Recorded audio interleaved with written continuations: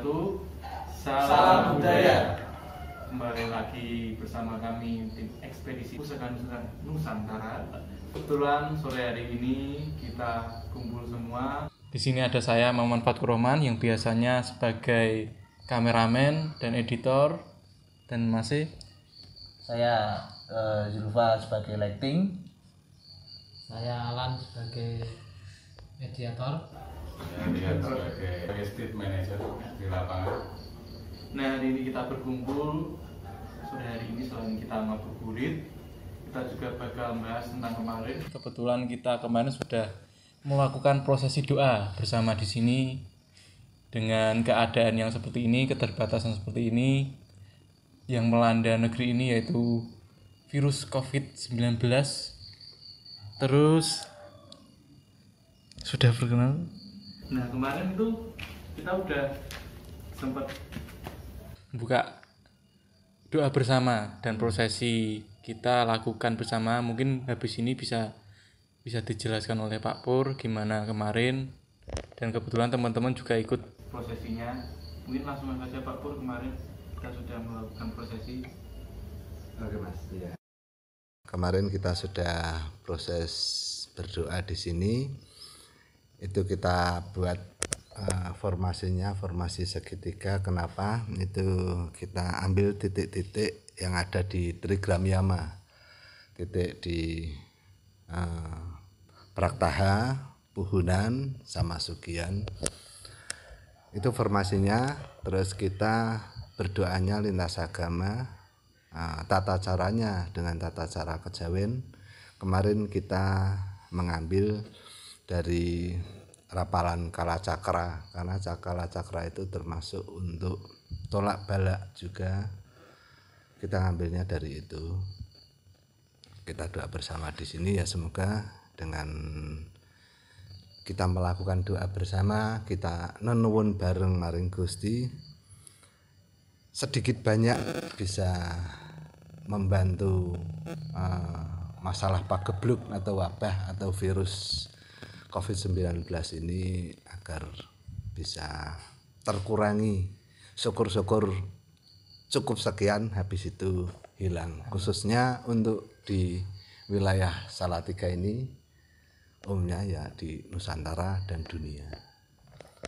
Oh ya Mas, kemarin itu kita setelah berdoa, teman-teman kan mengadakan proses pelepasan sepasang ekor ikan, sepasang burung, sama sepasang ayam. Iya. Itu sebetulnya tujuannya untuk lebih ke yang paling esensi dari semuanya itu sebetulnya memang pengorbanan dari kita Mas.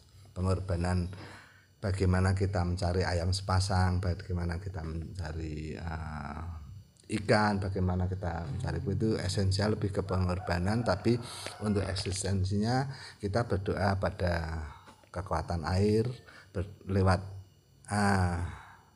ikan yang kita lepas itu. Ikan itu kita tembung, istilahnya bahasa Jawa Mas, kita tembung meluan donga kanggo duniamu ben duniamu ki kekuatanmu, energimu membantu masalah ini. Demikian juga yang darat sama ayamnya itu juga ditembung demikian, yang angkasa pun juga ditembung demikian. Karena apa, terlebih yang angkasa itu dominasinya lewat udara, lewat segala macam, itu mungkin lebih penting juga, meskipun COVID-19 itu penularannya lewat langsung Mas ya. Iya, langsung. Tapi kalau udara bersih itu kan ya semuanya antara air, darat dan udara itu harus kita jaga dengan kita mengorbankan seperti itu. Kurang lebih demikian. Makanya yang kita lepaskan itu semuanya ada namanya Mas. Oh, ada namanya Pak? Iya, ada namanya itu. Kira-kira namanya siapa kemarin? Lah kemarin itu ya teman-teman itu kan ada dungone sing kanggo iwake sing banyu kan ada semuanya dalam doanya, itu kan ada semuanya. Nah itu termasuk karena kita udah nembung sama diwakilkan sama itu. Iya. Mungkin itu ya. Jadi untuk waktu-waktu corona ini sebenarnya ya nggak cuman 1-2 orang semuanya dapat imbasnya. Seperti kemarin kayak pabrik banyak yang sudah ditutup, terus PHK massal. Iya. Mungkin untuk menyambung itu dari teman-teman untuk kondisi corona ini kegiatannya masih lancar mungkin ya. Mungkin dari Mas Julfa bekerja sebagai apa? Oke. Perkenalkan, nama saya Julfa Sahaki. Saya bekerja sebagai karyawan. Saya bekerja sebagai teknisinya Mas. Maintenance. Ya, maintenance. Jadi untuk dampak di daerah saya ya sudah terasa sekali. Untuk mungkin di daerah lain juga sepertinya seperti itu. Juga sama-sama merasakan gitu Mas. Ya itu tadi Mas Julfa sebagai maintenance di sebuah perusahaan bergerak di bidang pemotongan.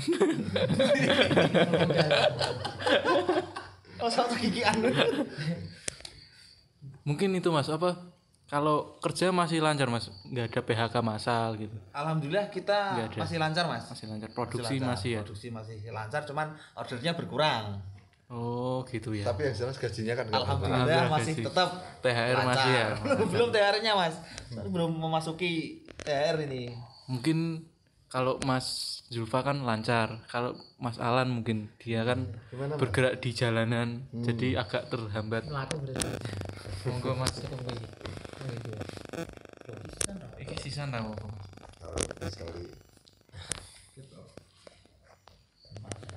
Ya, baik, perkenalkan nama saya Alan. Saya bekerja sebagai driver. Rayap aspal Pak Pur bilang. Ya di salah satu rental di Salatiga. Ya memang banyak yang terjadi setelah imbas dari COVID-19 ini bagi saya sangat berpengaruh karena mungkin job-job dari driver yang saya rasakan ini sangat berkurang, banyak yang di cancel, bahkan sampai gaji kita pun ditunda. Tapi ya alhamdulillah ya, sampai sekarang masih bisa bertahan walaupun ya seadanya seperti itu. Tetap selalu bersyukur dan berdoa, gitu aja kalau saya. Ya, saya sabar wae Mas. Keadaan kan seperti ini, enggak apa-apa Mas. Bukan cuma Orang untuk nangis ya iki Pak ya. bukan masalah, tapi semuanya banyak yang mengalami hal-hal seperti Iya, itu. benar, Pak. Harus sabar. Yang penting masih diberi kesehatan seperti itu Kesehatan nggih dan Pak nggih. isih diberi hati kanggo pasrah karo sing gawe urip. Nggih, leres niku nggih, matur suwun. Itu tadi dari Mas Alan, suka dukanya dia jadi driver. Dengar kan ini jalan juga transportasi banyak yang di lockdown, terus mudik juga biasanya kan wayah-wayah kayak gini. Saat-saat seperti ini tuh di jalan-jalan transportasi juga terhambat ya Mas ya. Iya.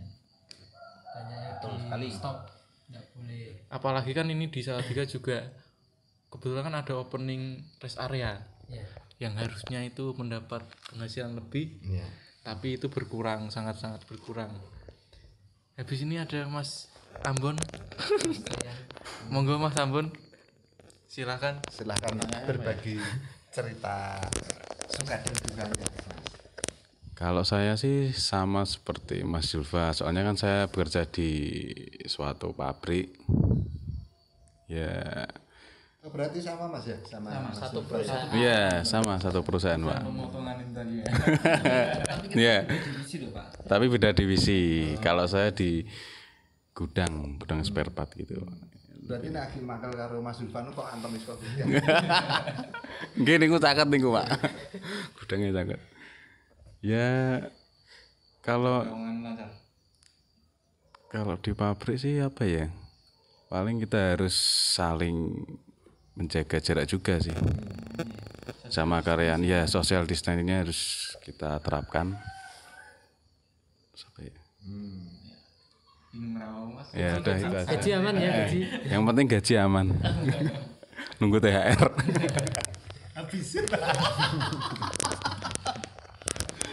Ya. Banyak yang itu ya, banyak yang berkeluh kesah. Saya belum cerita. Kalau saya kebetulan bekerja di sama di perusahaan, salah satu perusahaan pemotongan tapi beda pabrik, kita saingan.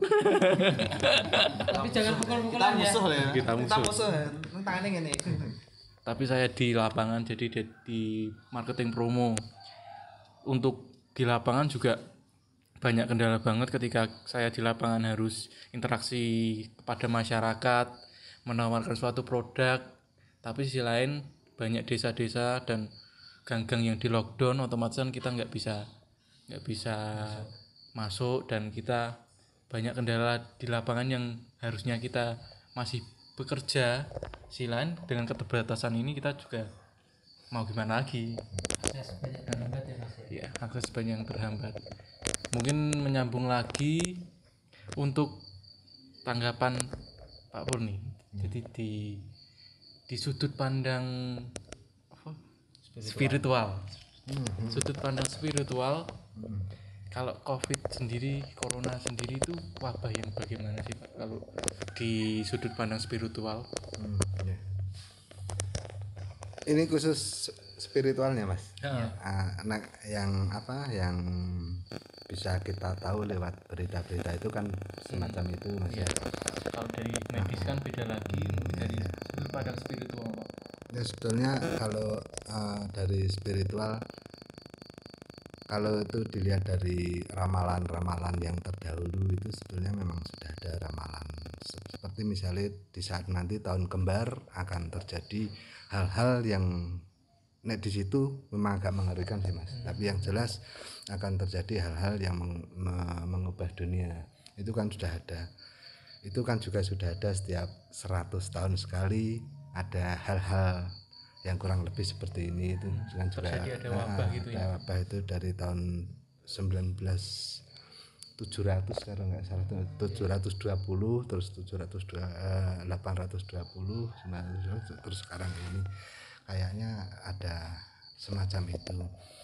Tapi kita lepas dari itu dulu, kita menyikapi hal corona itu dulu Mas ya. Kenapa kok di sini kok menyebarnya begitu cepat?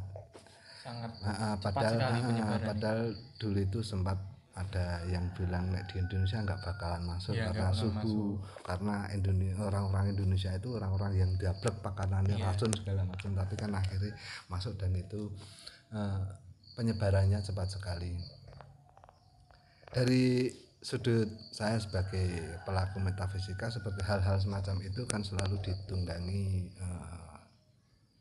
makhluk-makhluk kayak gitu. Dari dimensi lain pun mereka nunggangi Mas. Oh gitu ya. Nah, dalam jin itu ada beberapa yang memang khusus kerjaannya si jinnya itu di situ memang ada Mas. Nah, jin itu kan ada yang namanya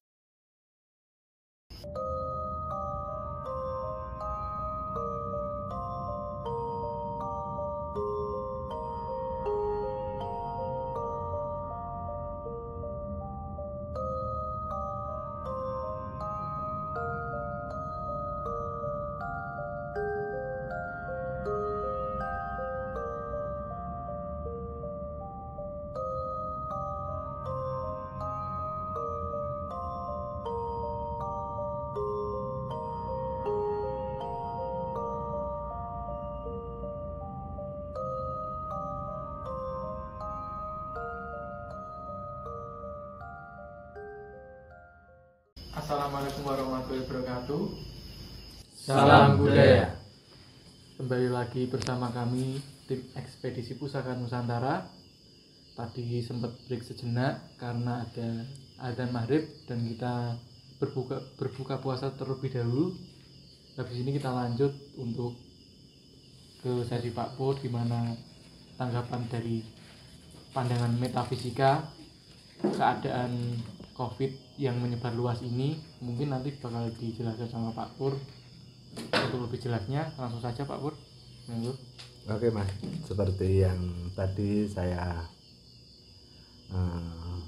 bicarakan dari sudut metafisikanya, tentang wabah atau pagebluk ini, itu pun dilihat dari sudut spiritual atau metafisikanya itu tetap ditunggangi hal-hal seperti itu Mas. Oh, ditunggangi. Iya ditunggangi. Yang tidak terlihat. Iya. Mereka yang nunggangi keadaan seperti ini atau menjadikan keadaan menjadi seperti terus meluas, banyak kekhawatiran, itu karena ditunggangi dari jin yang bernama Taber dan Miswat. Taber sendiri itu adalah mereka yang mengapalai, yang senang membuat orang itu malang dan menderita. Sedangkan Miswat sendiri itu adalah mereka yang mengapalai. Kalau orang misalnya seneng gosip, seneng cerita bohong, nah itu gereneng segala macam itu dari Miswat. Mereka punya anak buah namanya waswasa. Waswasa itu yang disebar, bahkan waswasa itu bisa masuk ke jaringan internet. Bisa itu masuk di teknologi berarti ya Pak ya? Bisa masuk itu. Makanya yang sangat cepat menyebar itu justru bukan si virusnya itu dulu, belum tentu karena kita bersentuhan terus langsung dia kena, enggak, tapi karena wasa-wasa itu membuat tugasnya itu membuat kekhawatiran, membuat was-was dari diri kita. Misalnya kita lihat HP gitu ya, terus ada cerita belum tentu atau berita belum tentu itu benar, terus kita was-was, kita khawatir. Nah dari kekhawatiran, dari ketakutan itu akhirnya kita jadi psikis kita drop. Jadi imun kita pun ikut turun. Kalau imun turun itu mudah kena COVID itu. Jadi belum tentu ya Pak ya, kalau COVID itu orang sebenarnya imunnya tinggi, terus salaman sama orang kena COVID itu belum tentu langsung tertular ya Pak. Belum tentu. Yang jelas kalau dinalarkan seperti tadi Mas, dia was-was dulu, khawatir, takut, imunnya turun, nah itu masuk. Nah itu berarti kan tugas dari was-was itu, dari wasa-wasa itu berhasil. Gitu, membuat rasa wedi lah. Nah itu wasa-wasa itu anak buahnya dari yang tadi saya bicarakan tadi, anak buahnya dari Miswat. Miswat sendiri itu yang senang membuat cerita bohong dan senang membuat gosip. Mungkin yang kita membaca dari berita di HP itu yang bikin belum tentu ini cerita benar. Tapi karena dia kemasukan Miswat, dia bikin ini karena dia merasa seneng kayak gitu. Mereka nggak nyadari orang yang bikin itu, meskipun itu dia bohong, mereka tidak menyadari. Berarti tanpa sadar mereka membuat berita hoax. Sebenarnya dia tidak berniat seperti itu. Terus buat kok ternyata iseng mungkin mungkin iseng atau memang memperkeruh keadaan. Itu mereka tidak menyadari kalau Miswat itu masuk ke dalam dirinya itu. Awalnya iseng terus jadi seneng, akhirnya jadi hobi. Hal-hal seperti itu harus diwaspadai. Apapun namanya gosip, namanya cerita bohong itu rata-rata ditunggangi dari yang namanya Miswat. Nah bentuknya seperti ini Mas. Ya teman-teman, jadi gambarannya seperti ini, gambar dari Miswat ya Pak. Ini kolaborasi antara Miswat dan Taber.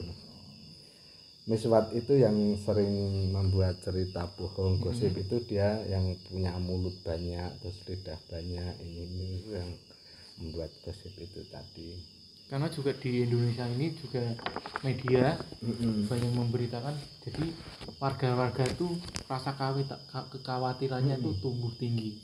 Itu juga pengaruh juga ya Pak ya? Sangat berpengaruh, justru yang sangat mempengaruhi itu yang itu Mas. Makanya kita harus waspada di situ, kita harus mampu memanajemen hati kita, memanajemen rasa kita untuk tidak mudah terpengaruh hal-hal macam itu. Ya itu teman-teman, jadi kuncinya jangan panik, berusaha untuk tenang, menjalani ini semua tuh dengan berdoa, berikhtiar. Ya, itu harus Mas. Dan dari anjuran pemerintah juga harus kita laksanakan. Kita tetap harus bersih, harus selalu pakai APD, ya pakai masker. Nah, itu harus kita patuhi. Dan kita mengambil ini jangan cuma negatifnya, tapi positifnya juga. Kalau kemarin kita beribadah harus di masjid, harus di gereja, harus ngumpul kayak gitu. Sekarang sendiri di rumah sendiri, kita beribadah di rumah. Justru dari kesendirian itu kita ambil positifnya, supaya dengan keadaan ini bagaimana kita memanajemen rasa kita untuk bisa lebih dekat dengan Allah, dengan Tuhan yang Maha Kuasa, itu tanpa harus berkumpul. Jadi ini malah kita manfaatkan bagaimana kita mengoreksi diri kita, mengevaluasi diri kita tentang hubungan kita dengan Tuhan. Ya itu gambaran tadi dari Pak Pur. Mungkin pesan-pesan untuk teman-teman di rumah Pak Pur. Jadi kalau dari pemerintah kan anjurannya udah ada. Harus safety, pakai masker, jangan lupa cuci tangan, jaga kebersihan dan lain-lain. Mungkin untuk anjuran dan buat teman-teman di rumah tentang COVID ini dari segi metafisika. Pesan-pesan buat teman-teman di rumah. Ya Mas, itu tadi saya sudah jelaskan tentang miswak, tentang taber, tentang waswas itu. Kita lebih ke bagaimana kita harus mampu manajemen rasa kita itu tadi ya.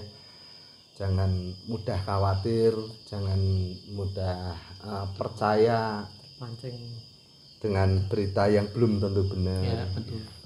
Jangan mudah terpancing hal-hal yang belum tentu itu yang benar sih Mas. Iya.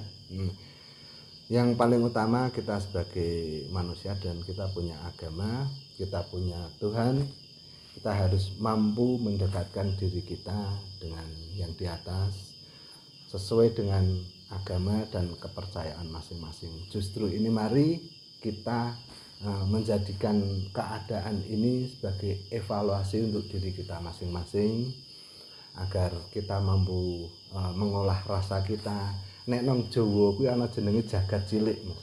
Napa nih Mbak? Jagat cilik iki letaknya di dalam diri kita, di dalam hati kita, itu jagat cilik. Bagaimana kita harus menetralkan jagat cilik itu, bagaimana kita harus mampu menyentuh jagat kecil itu, supaya jagat kecil itu nanti bisa seimbang, bisa yang kemarin itu terlupakan, kita ingat lagi, kita pupuk bagaimana kita mengondisikan jagat cilik itu biar benar-benar maksimal dan berefek bagus. Karena jagat cilik itu dengan jagat besar, antara mikrokosmos dengan makrokosmos itu sangat berhubungan, Mas. Kalau jagat cilik setiap orang itu semuanya termanajemen dengan baik, nanti efeknya ke jagat besar pun juga akan demikian juga. Ya mungkin itu teman-teman pesan dari Pak Purwo. Mungkin dari teman-teman ada pesan untuk teman-teman yang ada di rumah selama pandemi corona ini untuk apa gitu? Tetap semangat. Tetap semangat toh. Harus semangat. Jangan lupa beribadah, pokoknya fokus untuk kita terus beribadah, bersyukur dengan apa yang sudah terjadi. Jangan pernah mengeluh, karena mengeluh tidak memberikan suatu jalan yang terbaik buat kita. Dan tetap berkarya, Mas. Meskipun di rumah harus tetap berkarya, harus tetap produktif. Sing abot. Enggak ada yang berat. Monggo Mas. Monggo ampun. Mungkin pesan buat teman-teman di rumah, yang penting ketika cara sedikit meredakan rasa was-was tadi, kalau baca berita yang utuh. Jadi kadang kan kalau berita-berita sekarang kan terpotong-potong dan judulnya itu membuat kita was-was, ketakutan dan merasa khawatir.